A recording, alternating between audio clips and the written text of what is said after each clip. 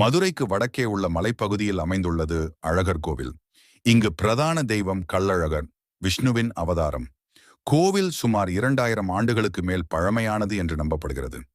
பாண்டியர் காலத்தில் கோவில் பெரிதும் வளர்ச்சி பெற்றது. அழகர் சுந்தரராஜ பெருமாள் என்றும் அழைக்கப்படுகிறார். ஆண்டுதோறும் சித்திரை திருவிழா மிகவும் பிரசித்தமானது. இந்த விழாவில் அழகர் வைகை ஆற்றில் இறங்கும் நிகழ்வு முக்கியம். இந்த நிகழ்வு மீனாட்சி அம்மன் திருமணத்துடன் தொடர்புடையது. கோவில் சுற்றிலும் அழகான மலைகள் மற்றும் காடுகள் உள்ளன. இது தமிழ்நாட்டின் முக்கிய வைஷ்ணவ தலங்களில் ஒன்றாகும். மதுரையில் ஒரு நாள் ஆயிரக்கணக்கான மக்கள் கோவிந்தா கோவிந்தா என்று முழக்கமிடுகிறார்கள்.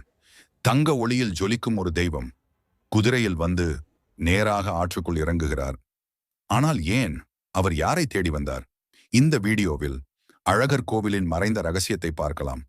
மதுரையின் இதயத்தில் மீனாட்சி அம்மன் மற்றும் சுந்தரேஸ்வரர் திருக்கல்யாணம் மிக விமர்சையாக நடைபெறுகிறது. நகரம் முழுவதும் மகிழ்ச்சி, மங்கள வாசல்கள், வேத மந்திரங்கள், தேவர்கள் கூட வந்து ஆசீர்வதிக்கும் அந்த தருணம். ஆனால் அந்த நேரத்தில் தன் அண்ணனாயாகிய மீனாட்சிக்காக காணிக்கை கொண்டு வரும் கள்ளழகர் இன்னும் வழியில்தான்.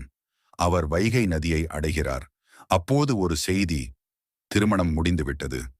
அந்த ஒரு நொடியில் அழகர் சாமியின் முகம் சோகமாக மாறுகிறது. நான் தாமதமாகிவிட்டேன். அவர் மதுரைக்குள் செல்லவில்லை. நதியிலேயே இறங்கி பக்தர்களுக்கு தரிசனம் அளித்து அமைதியாக திரும்பிச் செல்ல முடிவு செய்கிறார்.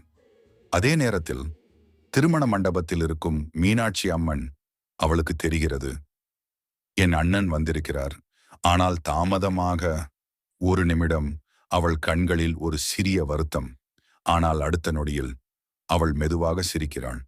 அவர் வந்ததே போதும். அவள் மனதில் ஆசீர்வதிக்கிறாள், என் அண்ணன் எப்போதும் பக்தர்களை காப்பாற்றட்டும்.